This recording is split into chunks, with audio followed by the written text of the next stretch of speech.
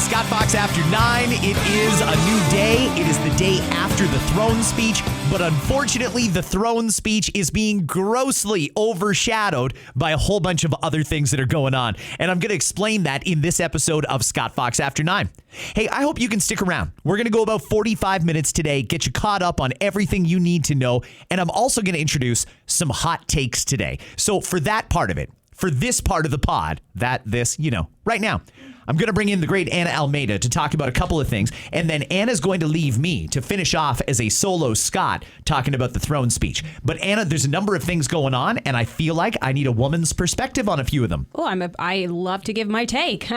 Number one, it is National Hamburger Day. You know me and hamburgers. Every Wednesday I do Whopper Wednesday. But today's a great opportunity to look inwards into your city and see what's available to you and enjoy. Try something new, right? Yeah. You did a good experiment this morning. Anna decided to check every major city in our listening area based on Google reviews to find the best burger. Yeah, and every city has a favorite location, and it's great to see the reviews as to why they like them too, because, you need a good burger, but you need the sides to go along with it too.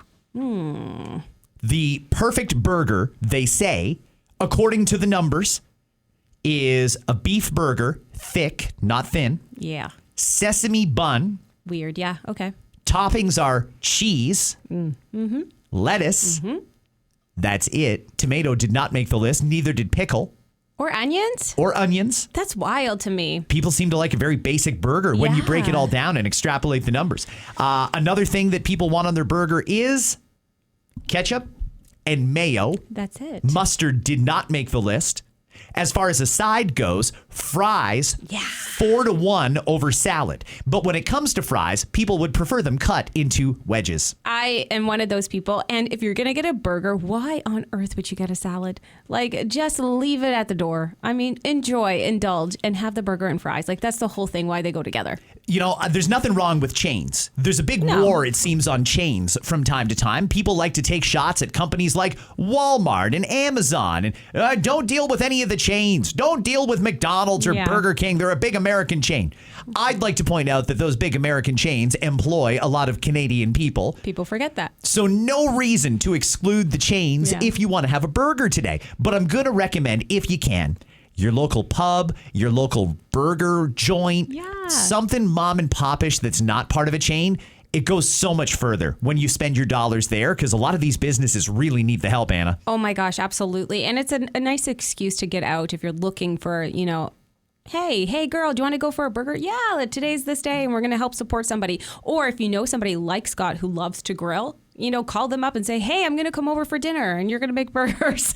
Okay, so coming up, I'm going to talk about the throne speech from yesterday. But part of what I want to talk to you about is the fashion aspect, because our ex-Prime Minister is turning out to be even more of an embarrassment than we thought. He decided yesterday, when he was at the Senate chamber, the House of Commons, he wanted to wear something different. So he showed up in a suit and Adidas Gazelle running shoes. Yeah. And, there's a lot of people out there. I saw it on the news last night. They interview a lot of old people about the king and queen being here. And it was all old people. They didn't ask younger people, because younger people probably would have told them they're very indifferent about the monarchy. However, they did ask a lot of old people, and no surprise, they thought it was very inappropriate of our former prime minister to show up there to that occasion, meeting the king and queen in runners. Well, I mean, Scott, if you were in a suit with runners and you were telling me where you were going to go, I'd be like, you're not going in that. Not to see the king and queen. No, where are your proper shoes? I mean, come on. And they're not just classic, maybe a black and white Adidas. No, they're suede green and orange. Okay, if you don't know what the Gazelle sneakers are by Adidas. So, I think he was trying to blended in with his tie, but it failed. The suit wasn't tapered enough to wear with sneakers. If you're going to wear sneakers, it's a vibe. Everything rolls together. He looks like that guy that went away on business and forgot to pack dress shoes. Absolutely. That's what it looked like. It did. His hair was messed up. He looked disheveled. He didn't look any better than his mom did. And she's a lot older than he is. And she did the double kiss with King Charles, which is for the British, a very big no-no. But if you're in Quebec, where she grew up, it's acceptable. Yeah, I got a whole bunch of thoughts on Margaret Trudeau, but I'm not going to do that today. So, hey, listen, one of the things that's become very obvious, though, is the world is done with Justin Trudeau. It's not just us. The British media is completely lambasting Trudeau for being disrespectful in being in the presence of the king and queen wearing running shoes. Do you see it that way? Or was he just being, as you said this morning, fashion forward? Well, I think in his mind, he thought he was being fashion forward. I don't know. Maybe he consulted with his kids and thought, oh, okay, I'm going to do this. But it's not that I thought it was disrespectful. I just think he didn't read the room correctly. Yeah, okay, maybe disrespectful. I just wouldn't have appreciated it, nor would I have let him go out wearing those shoes. And I'm sure he still has a team of people. This is the first time a king is reading a speech, and that's what you decide to put on your feet. You might as well have worn a hat, like a baseball cap. I don't know. It's just being the former leader of Canada, I think could have done better. Well, that's actually an interesting point, because one of the royal commentators, as they like to call themselves, over in the UK, that's a bona fide industry, by the way. Oh, gosh, yeah. Being a royal follower or aficionado. One of them was doing an interview last night with the CBC, and they said, when it comes to Trudeau and his sneakers, it was inappropriate because Justin Trudeau still represents Canada on the world stage, even though he's not the current prime minister. Mm-hmm. So for him to show up with the king and queen wearing Adidas running shoes and a suit was inappropriate. I don't think many people disagree with that, but I'm sure there's some. I'll probably hear about it all day. Trying to be fashion forward, time and place. Going to the Oscars red carpet, but to meet the king and queen as they sit to deliver a monumental speech. He knew eyes would be on him, and we're still talking about him and not so much about the king and queen's visit. So there you go. Yeah. It did distract, and I'm sure that Mark Carney is pissed. Oh, gosh, yeah. By the way, I will play some of the throne speech coming up in this episode. The second half is solo Scott, and I'll break down the speech and the reaction from the Conservatives and a few other audio pieces. The Prime Minister did an interview with CBC yesterday. He was fiery mad. Wow. But you can hear that coming up in this episode. Okay, juicy. Couple more things I want to run by you, Anna. And now that we're done with Justin Trudeau ruining the king's visit. I know your birthday's coming up. Should I not get you those shoes? You guys could be twins? I don't need Justin Trudeau Gazelle runners. Today, Canada Post and the union begin negotiating again. Okay. Are they going to get a deal done, or is this going to a strike? I think we're going to eventually get to a strike. Personally, I think they did us a favor by extending this strike deadline, but I think we're going to head in that direction. Kind of looks like that's where it's going. Yeah. The Bay, meanwhile, getting ready to close down basically permanently on Friday. The liquidation is into its final hours. Yeah.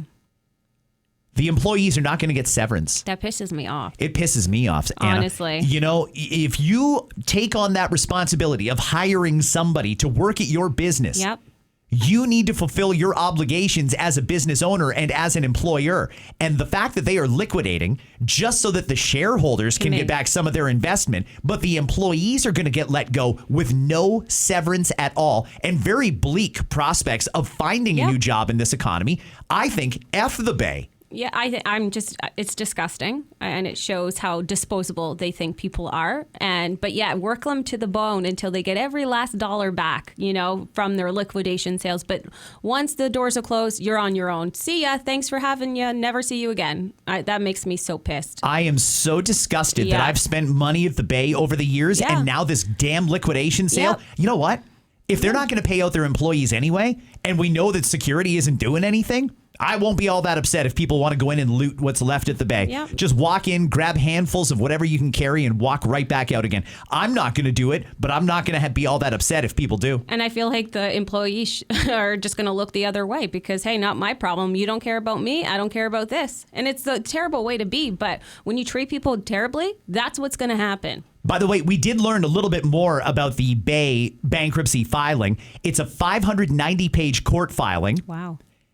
They've received 12 offers for 39 leases, including 28 that are covered by a deal it recently made with a BC mall owner named Ruby Liu. She's taking over many of the old Bay locations. Oh. She's got a retail chain out on the West Coast. Oh, interesting. And they're big locations. Canadian Tire's recent intellectual property deal is going to see it take over a contract the Bay had with Pendleton Woolen Mills, an Oregon-based blanket and clothing maker.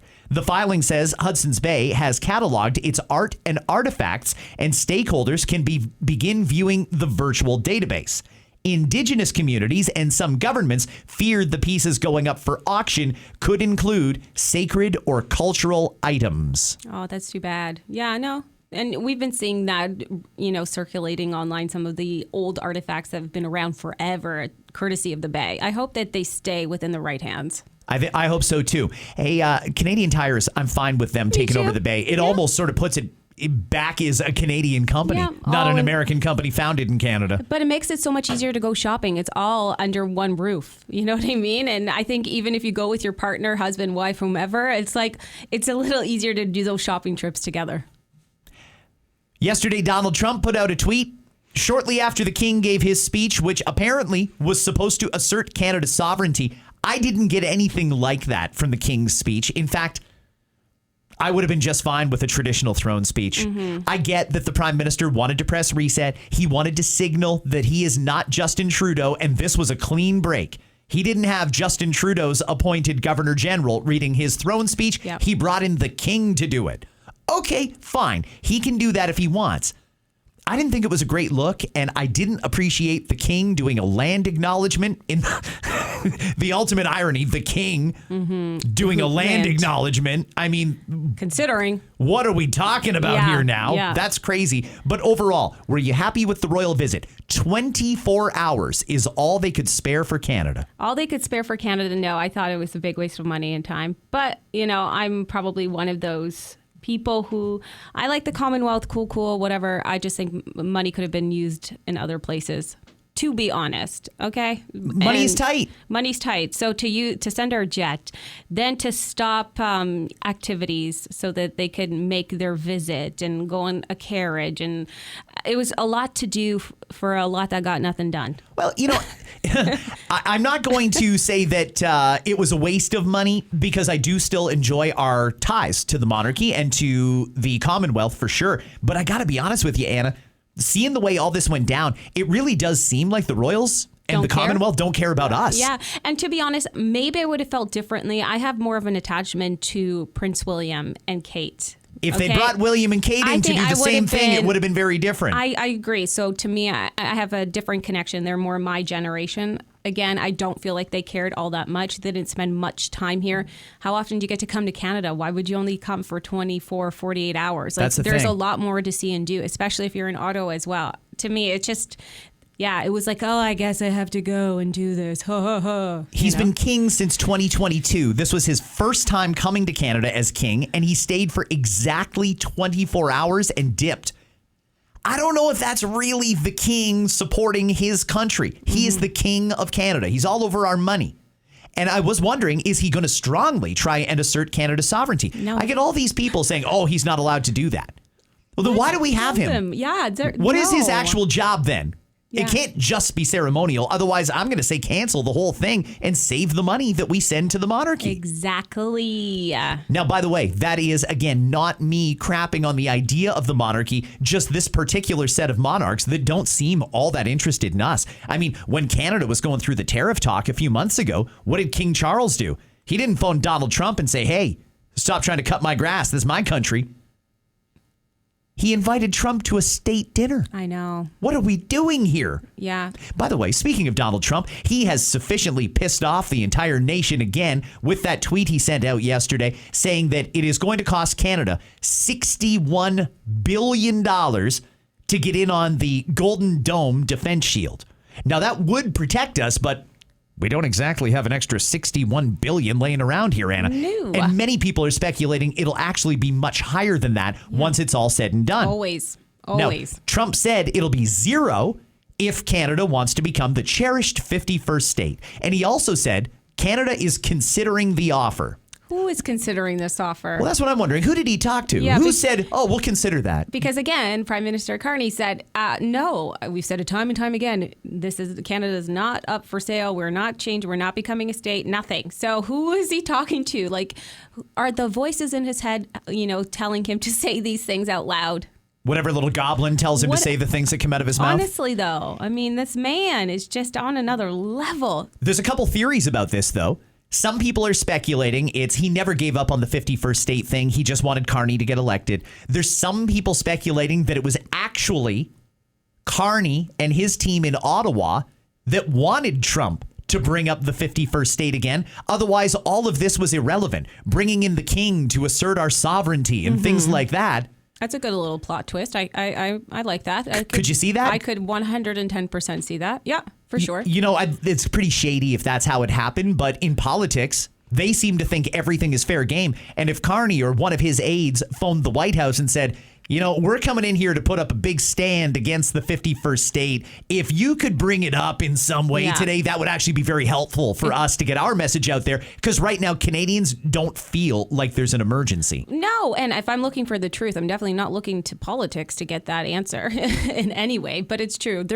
I'm not in that crisis mode. Again, I said it before and I'll say it again. My biggest concern was about Alberta separating, not becoming a 51st state. And that's where it lies for me. I did see an interesting poll online yesterday. Just straight up, do you want Canada to become the 51st state? And 30% were in favor. I actually am surprised that the number is that high. If we broke it down by demographics and we only asked people, say, under 40 or under 50, I think it would actually be a lot higher. The boomers, who heavily influenced our most recent federal election, are also influencing this. They're very proud Canadians and they don't like the idea of the 51st state. However, there's many people, I get DMs from them all the time, that are not opposed to at least having a conversation about what that would look like. In your heart of hearts, do you think there's any way in the next 5 years we become the 51st state? And the reason I ask is because the odds on Polymarket have actually been going up. Okay, I don't believe we're going to separate. I don't believe we're going to change and become the 51st state. I got to be honest with you. That's just my personal opinion. However, with that being said, being living in Canada, there's something prideful and you don't want to give that up.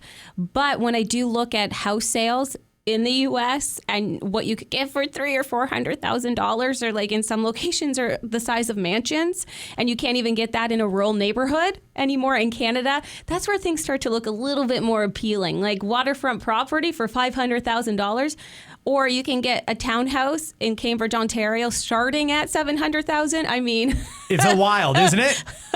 Huge difference. That's where it looks good, where we're like, oh, it could be American for a day. Okay. Anna, just a couple more things. We're just getting a couple of opinions from you before I get to the throne speech. Let's bring it to Queen's Park in Toronto. The statue of Sir John A. Macdonald outside the Ontario legislature is soon going to be uncovered again.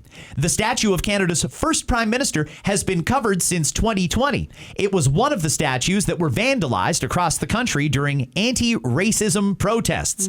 Government House Leader Steve Clark says a legislative committee has been tasked with looking at how to respect Indigenous representation at Queen's Park amid a project to rehabilitate the building. In other words, after 5 years of this thing being in a box on the lawn, they're finally going to bring back out the statue of Sir John A. Macdonald. Why?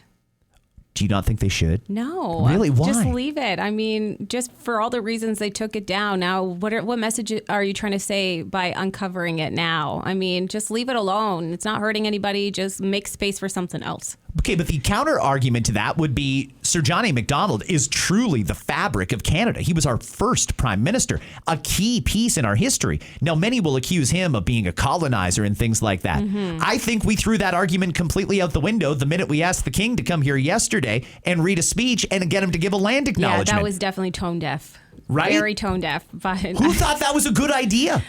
If I were Indigenous, I'd be like, excuse me, what? But I just think he doesn't just read that out of nowhere. Like, it's proofread, and then the other person proofreads it, and then somebody else. Like, by the time it gets to him, it's been through 10 people. So the fact that nobody flagged that and said, I don't know. I think you're a little tone deaf. The fact that it just went through, it just kills me. Listen, I think that if we're going to go down that road of covering up our history, which I don't think we should do, I don't think that not every part of our history is something we should be proud of. Full stop. However, we do have a history here. And I think that if we're going to go down this road of covering up statues of former prime ministers that have got a questionable past, we've got to go all in on it. I want to see Pierre Elliott Trudeau Airport Renamed. Get rid of Pierre Elliott Trudeau. Get that prick off of all of our national buildings. Okay. All of the former prime ministers. Stop naming anything after politicians. Let's just get the whole thing out of the way. And a lot of the people who could make the decision to get rid of our history or keep our history are ones that would probably like to see their name on a school or something like that. Yes, you're so right. But I love that because there's always, doesn't matter who you are, something always comes out and then it's tainted. And yeah, you're very, I love that. Let's just rename everything. Rename Lester B. Pearson Airport. Let's do it. Anything named after a politician. If we're going to cover up statues, then get rid of all of it. Schools, airports. Everything. All of it. I'm with you. That is a great idea. Having said that, though, I think it's great that they're bringing out the Sir John A. Macdonald statue. I think it's about time, and I don't think it ever should have been covered. Covering it up so people don't vandalize it is putting a Band-Aid on the problem. I think they've got to figure out exactly who's doing it and start arresting people that will vandalize public property. And to be honest, I don't think they really did that for the vandalization of the property. I think it was just, let's just get rid of it without having to deal. So that was their way of like removing it, and now it's coming back up. It was a very woke time back then, but I feel like that time is kind of coming to an end as we get more and more conscious of other issues, namely the economy. I mean, we talked about the possibility of a housing crisis coming. Possibility. It's coming. Yeah, like let's be serious. Whew. We also talked about a recession that is likely coming. Mm-hmm. Anna, I can't tell you exactly why I feel this way because I can't quite articulate it, but I feel like something big is coming. Oh, me too. I'm just waiting. I don't know what it's going to be, but I feel like something big is coming. And when I say big, I mean like a global recession, alien invasion, nuclear war, something on that scale. I feel like it's coming. I'm so happy you've said this because I feel like there's this cloud above us, and I'm so worried that it's nuclear. I'm not so much worried about the aliens. Take me with you at this point. Gosh, I'm sure your planet seems a lot better than ours. But yeah, it's the nuclear war. Everybody is trying to be the top dog, and I'm just concerned. I'm concerned, honestly. It's scary times.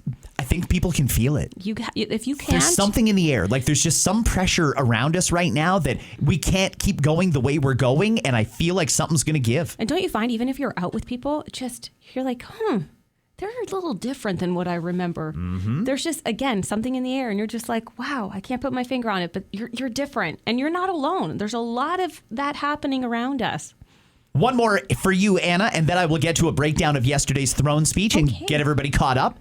WestJet's CEO says it is, quote, fundamentally wrong to treat air travel as a luxury. Alexis von Hohenbroek argues air travel is essential in a country like Canada that has many communities where their only connection to the outside world is by air. He says bridges, passenger rail, ferries, transit, they get a lot of government support.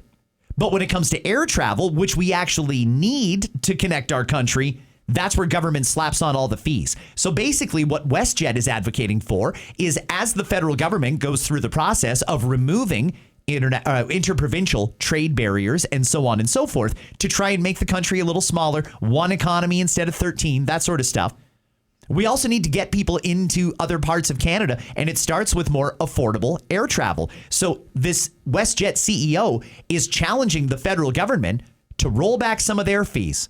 And if you're not sure what those fees are, book an airline ticket. Oh, yeah. There's the airport improvement fee. There's the CASA fees. There's the security fees. There's all kinds of them. There's turning on the light fees. There's get out of here. Not the least of which is the HST. No. So why is the government profiting so much off of something like air travel when they go out of their way to subsidize a form of travel that not as many people use? Exactly. Why is government funding transit systems in small towns for buses to roll around empty all day? Exactly. They're not losing in that way. But not a thing for air travel. Why is that? Because they want to stay rich.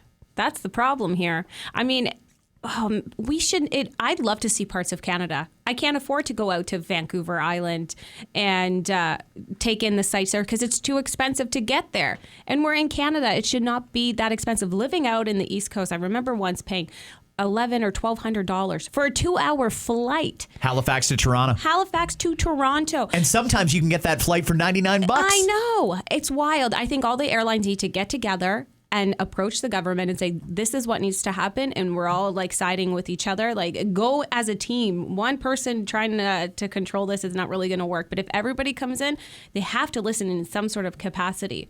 But if you don't tell me that we're not heading into a recession, if the airlines are freaking out and they're losing money, come on. This is wider than you think. Okay, a couple more hot takes. We'll go real quick, rapid fire on this so I can get to the throne speech and the reaction. I'm a talker. No, not at all. Jorts. No. Jean shorts are making a comeback. Retailers like Urban Outfitters and Nordstrom are stocking them again. High-waisted, skinny, and printed jorts are 3 popular styles, according to Pop Sugar. Okay, on a man, no. On a woman, if she's tall like a model, sure. Okay, that's where I'll leave it at that. But if you came to work, Scott, in jorts, I would have to say, yeah, are you going to go out like that? Okay. Yeah, nope. So no to jorts. No. Wear regular shorts, people. Come on. Could you, though? Like, just wear regular shorts. Just, like, who cares? What's old, it doesn't have to be new again. They are making them new. Like, it used to be just if you wanted jorts, you took old jeans and cut the legs off. Which were cool for the skater kids, and I love that. I feel like there's, like, a vibe for that, but I don't know. I love you, Scott, and you have great style, I tell you all the time, but if you came into work like that, I'd have to talk to you. I'd appreciate it if you did. I would. Do an intervention. Poppy Steakhouse in Miami is now offering a new cocktail that comes in at $33,000. It comes with a Birkin bag. Oh, okay. The drink, called the It's Not a Bag, It's a Cocktail, is made with Belvedere 10 vodka, grapefruit oil, and Lillet Blanc. It has a peach garnish and a side of caviar served inside your new Birkin bag. Inside the Birkin bag? Oh my gosh, even then, that's a little dicey. Here's how ridiculous this drink is, though. $33,000. You're ordering this on a date? You taking somebody there to Poppy Steakhouse and saying, you know what? Order that drink. If you are that person, I will be your date. So if you want the drink, $33,000. If you just want that cocktail. And no Birkin? It's $150. For a drink still? Oh my gosh. Is a Birkin bag that much money? Over $32,000? Yeah, that's a low-end Birkin. Get the out of here. Oh, yeah. Birkin's. What? Yes. Who carries this around with them? That should be in a safe. A-list. There are people who are on waiting lists trying to get a Birkin. Waiting lists to get a Birkin. So when you see a celebrity and they post, oh, my kid drew on my Birkin, it sends people into a rage because they're down payments on houses. Okay. That's nuts if you ask me. I am turning 40 in October, and I do like a good Birkin. You're hoping for some wealthy benefactor that might be listening to the pod? Wants to take you out? That too. One more. I like this story because I know there's people excited about this and because it's a bit of a throwback. Best Buy stores have announced they're going to stay open past midnight next Thursday, June 5th, for the launch of the Nintendo Switch 2. They say the new Switch has improved visuals, new controllers, and a new online game chat that allows communication between players. Wow. Pre-sales are crazy on this thing. Yeah, there's a waiting list, I think, too. If you don't get one initially, you're going to be waiting likely until closer to Christmas because they always come out with that second batch right before Christmas. June 5th, you may see people lined up outside Best Buy, EB Games, and places like that just to get the new Switch. I'm happy for people that if you want to wait out in the middle of the night for a new console, good for you. It really does take you back to when you would see those lineups, for a movie that's coming out, or there's concert tickets, CDs, anything. Yeah, I love this. It's very nostalgic and exciting, and I hope those people do get their hands if they wait that long outside. I don't know if we've seen that since PlayStation 5 or Xbox One. I think would have been the last 2 times that people lined up at midnight because we haven't had a new Grand Theft Auto in a while. Okay. Although we get one in less than a year. That new Grand Theft Auto game is going to be ridiculous. Are you going to play it? Don't ask silly questions. Okay, of course I don't know. Play I'm it, learning. I might even take the week off. Okay, so you'd be one of those. I might be. All right. Because I'm excited. It took years to develop the new GTA. What's going to be so different about it? It's the same game over and over. Not really. There's many different maps, many different features, so many different playlists that are integrated. All the artists have signed on to put their music in it. It took years to develop this game, and I'm here for it. May 26th, 2026. Oh, wow. Okay, so less than a year to go. Less than a year to go. Mm-hmm. Scott's already ready. All right, Anna, thank you for your time. We appreciate it. Thanks so much. I love being on with you. We will definitely see you Friday for listener DMs. Can't and wait. Might even get you in for some hot takes tomorrow, too. The hockey player trial in London continues. Yeah, that retired police officer taking the stand again today. So, whoo. This is interesting because this is the cop that interviewed some of the players after the initial incident, and they played it in court. The cop saying, I don't think we have enough evidence here to charge you with a crime, so I'm not charging you. I'm going to let you go. Well, the first question I'd ask that cop is, what changed? What new evidence came to light here? Because you knew then what you know now. Why did you not have enough evidence all those years ago, but you do have enough evidence now to charge these guys? Oh, it's such a sticky situation. So I'm interested what he's going to be saying today when he gets cross-examined. So we're also getting a lot of updates out of the Diddy trial. Yesterday, a former employee of Diddy suggested she was picked up at gunpoint, basically taken hostage with Diddy, who was going out to kill Kid Cudi. I mean, how has he not been charged with anything yet? Like, I don't understand this. This is beyond racketeering. Like, give me a break. The evidence is there. The messages, people are on, they are freely saying what happened to them as an employee with this man. I don't know. This is ridiculous. Anna, thanks for your time. On that note. Okay, everybody, let's continue on with the pod. Let's hear a little bit of yesterday. King Charles in the Senate chamber giving the speech from the throne. Honourable Senators, members of the House of Commons, it is with a deep sense of pride and pleasure that my wife and I join you here today as we witness Canadians coming together in a renewed sense of national pride, unity, and hope. I would like to acknowledge that we are gathered on the unceded territory of the Algonquin and Anishinaabe people. This land acknowledgement is a recognition of shared history as a nation, while continuing to deepen my own understanding. It is my great hope that in each of your communities and collectively as a country, a path is found toward truth and reconciliation in both word and deed. This is my 20th visit to Canada, spread over the course of more than half a century, and my first as sovereign. As I've said before, every time I come to Canada, a little more of Canada seeps into my bloodstream, and from there, straight to my heart. Little bit of King Charles yesterday delivering the speech from the throne in Ottawa. You know, I get that he was invited to come here and deliver the speech. It's not common. Typically, the Governor General would deliver the speech from the throne. In this particular case, they wanted the king to do it to send a message. Okay. Does a little bit of Canada seep into his heart? Because if it did, you'd think he'd come here more often. I mentioned this earlier when Anna was in studio. The king has been king since 2022. This was his first visit, and he was here like exactly 24 hours. One night, a couple of occasions, read the speech, laid a wreath, he was gone. I really don't know if we're a priority here for the royals, if I'm being honest. It doesn't seem like they're particularly interested in being all that active in Canada. And maybe that's appropriate. Maybe there's some people listening that think, yeah, you know what? He's a figurehead. He's our king, but he doesn't really have anything to do with the operations of the country. And largely that is true. But if he is our king, our sovereign, if you will, you would think that he'd be a little more defensive about Canada. Let me play a little bit more of the king's speech. Let's get to the wrap up and then the reaction from yesterday.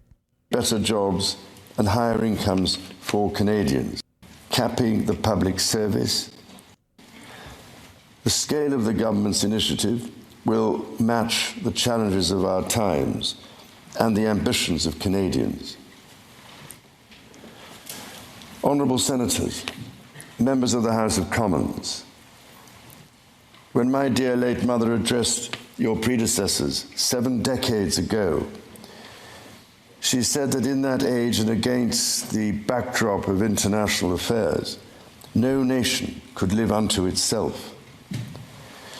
It is a source of great pride that in the following decades, Canada has continued to set an example to the world in her conduct and values as a force for good. Okay, that was a little bit of the wrap up to the King's speech yesterday. All in all, I didn't really have a problem with anything that the King said.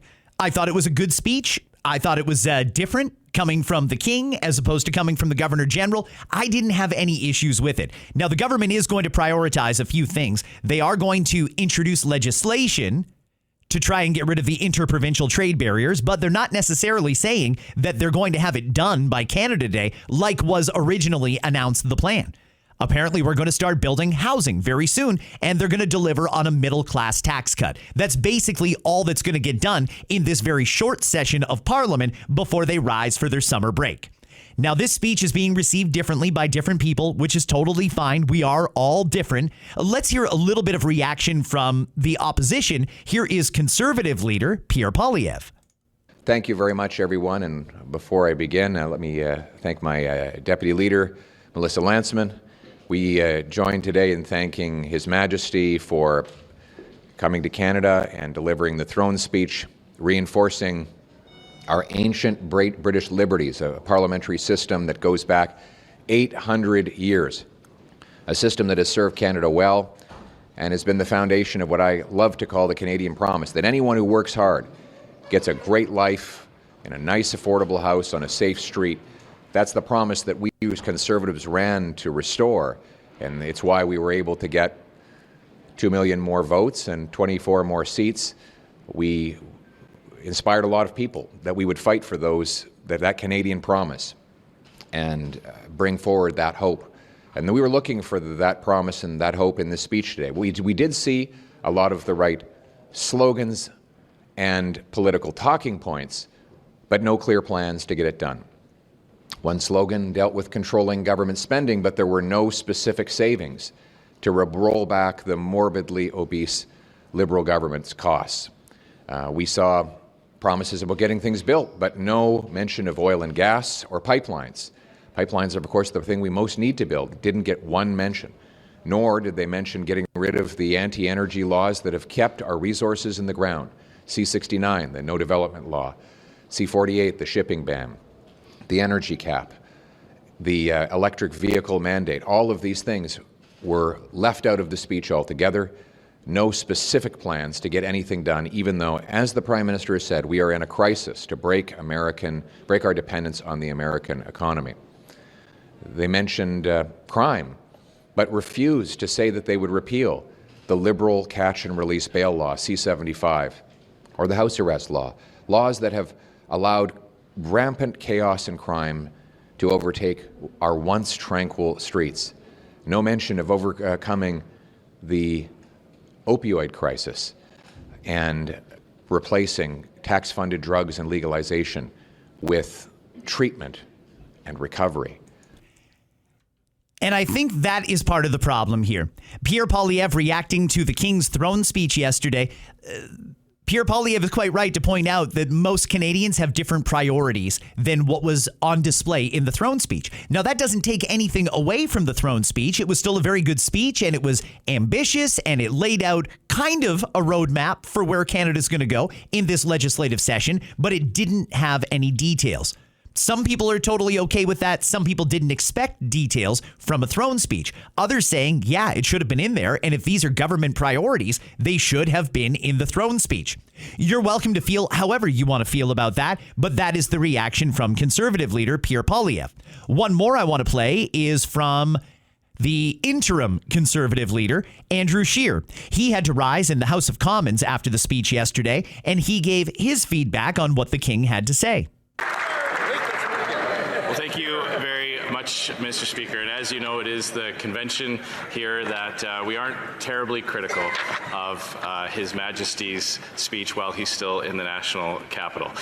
There will be lots to say tomorrow about the deficiencies and the lack of details, the lack of actually a plan to implement anything that was in there. But I would be remiss if I didn't point out just a few things. I'll elaborate more tomorrow. Yes. So I expect you all to be here for that. it's not good enough to say what you intend to do. You have to provide some kind of a roadmap to get there.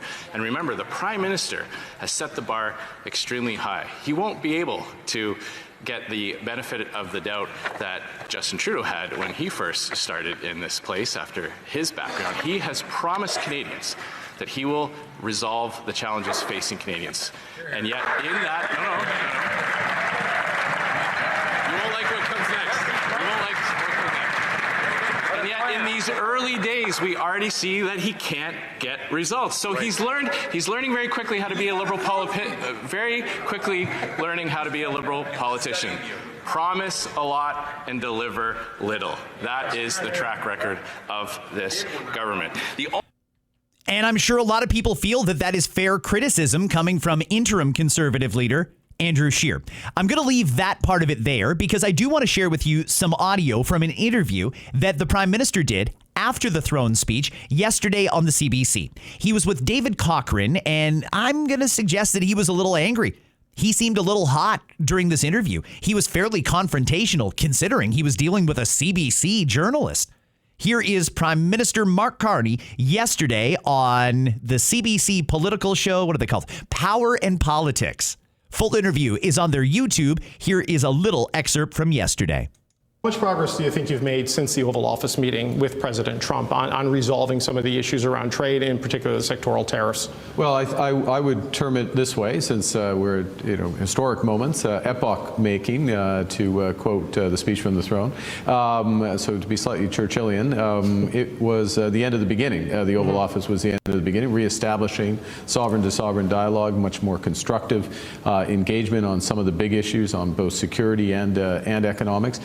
We've had fairly intensive discussions since then. Minister LeBlanc, for example, and our ambassador were down for a number of meetings last week. Conversations continue. We've got more that we need to do before we're satisfied that we have a partnership that is in Canada's interest. But how would you characterize it? I mean, have you moved closer? I mean, he's going to be in Canada on around the 15th of June for the G7. Yep. Could you have a deal by then, a deal by Canada Day, or does this sort of thing that moves into maybe, the CUSMA review time period, which Mexico is now saying could start in September? I don't think it's in either of our nation's interest for it to drag out that long. I think the issues are getting sharper relief. But we're going to take as much as time as necessary to get the right deal for Canada, but no more. Okay, interesting words there from the Prime Minister. Again, this is audio from the CBC, Power and Politics. David Cochrane talking yesterday to Prime Minister Mark Carney. I want to play just a little bit more because I'm listening to the Prime Minister there, and he's not really saying much.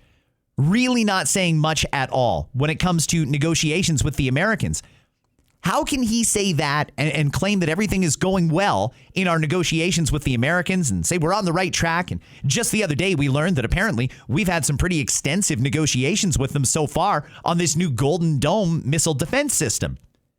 But then Donald Trump comes out mere minutes later and suggests that Canada is considering, quote, becoming the 51st state. Where did that come from? Is Donald Trump playing along to this narrative in Canada that we're facing an emergency? Is Donald Trump just crazy? Maybe he's just a loon. Maybe whatever voices are in his head made him tweet something that he probably shouldn't have tweeted. Or is there some truth to it? Did somebody in the Carney government give any indication to Donald Trump and his people that Canada was considering becoming the 51st state? Because if that happened, we need to have another election. That is not what Canada voted for. Canada was emphatic that we will not be the 51st state. If there's some sort of a negotiation going on behind the scenes or anybody misleading the Americans into thinking that it's a possibility we might become the 51st state, that's an incredible breach of our trust, and less than a month after our federal election. That would be highly, highly inappropriate and wrong if that's the case. I'd really like to know what's going on behind the scenes there. There's got to be a reason that Donald Trump put out that tweet yesterday, which got a lot of people angry. The amount of response I got on that was insane. And I can tell you, people, for the most part, not impressed with that tweet from Donald Trump and do want answers from Prime Minister Carney. Prime Minister Carney has said we'll never become the 51st state. But what are you guys talking about behind closed doors? Because the timing of that tweet from Donald Trump I found to be very, very interesting. One more clip from yesterday's interview on CBC, Power in Politics, with the Prime Minister. Here, I bought my first house at 28. So if you're a 28-year-old now looking to buy a home, it's tough depending on where you are. Like, how old will you be before it gets to that affordability level? Look, there is no, here's an insight. There's no monolithic houses. There's different types of houses, different types of housing markets. It's a segmented market, first point. Second point is, are we building houses more cheaply? The answer is we have to build those houses more cheaply, and there's several ways to do that. Again, cutting GST on housing, that's one way to make the house more cheaper. Sorry. The second thing is to cut development charges. So we committed in the platform, we will cut development charges in half. Development charges flow through, that's a fancy word for building the infrastructure for houses. It flows through to the end price. So we're looking at another savings on the order of magnitude of that $30,000, $50,000 off the price of houses if we do it and matched, or as we do it and matched by the provinces. Third way you do it is you change how you build houses. So much more effectively, the productivity in the housing sector in Canada has not grown for a quarter century over the period of time that you quote those figures. We've got to get that down. You can do it at scale. You can do it with prefab, modular. You can do it using Canadian timber, Canadian technology. That's what we want to catalyze. Right. Last point, David. We're going to focus first and foremost on deeply affordable housing. We have a homelessness problem in this country. I think everybody knows it. There's multiple causes. One way to address it is actually to have deeply affordable housing. We're going to focus in on that. That is a role for government. It's a role for the federal government to catalyze and then move out across the spectrum to affordable housing, mainstream affordable housing that's going to drive. But this is a medium term. I'm going to leave it there. If you want to hear the rest of that interview, it is on YouTube. The CBC News YouTube channel has got that, and you can see everything else that Prime Minister Carney had to say. It's an interesting topic, and I thought a good question from David Cochran. I bought my first house at 21. He bought his first house at 28. Could a 21 or 28-year-old today afford a home? How old do they have to be before a home becomes affordable in this country? The Prime Minister is quite right to point out we need more affordable housing. But I think the Prime Minister is thinking on a different scale. I have a feeling the Prime Minister is thinking we're just going to crank out a mass amount of homes that won't be particularly well built, questionable on whether or not people own the land or not, but we're going to make them as cheap as possible. I'm a little worried that's going to create very, very big and modern ghettos. If you've got most houses, I mean the ones in traditional subdivisions now, your single and double car garage homes, your semis, your townhouses, those are already there, established, they're good homes. When we start cranking out homes that are about 600, 700, 800 square feet, no basement, modular homes, basically trailers, and we're just dropping them on plots of land wherever we can find them, and they're going to be deeply affordable, quote unquote, I think that's where the less nice neighborhoods are going to start to factor into Canada, and that's going to drive up the price, it should, of those homes that are already established, but it's going to create a not so nice living scenario. And I don't even know if people are going to be able to build up equity in these homes that the Prime Minister says he wants to build because they're meant to be really, really cheap. Now, it remains to be seen how cheap they're going to be, but that is something that the Prime Minister has taken ownership of, and we'll see how far he gets. Remember, 500,000 homes a year is what he promised. He's now the Prime Minister, and the pressure is on Mark Carney to start delivering on some of the promises that he made. Friends, before I go, I want to acknowledge dozens of people who listened to yesterday's episode and took the time to tell me about their electric vehicle. I was talking about electric vehicles yesterday. I wanted to know, hey, what you trade off in gas, because you're not putting gas in it, and gas is very expensive. Does that drive up your hydro bill a comparable amount? And the short answer that I was able to get yesterday is an emphatic no.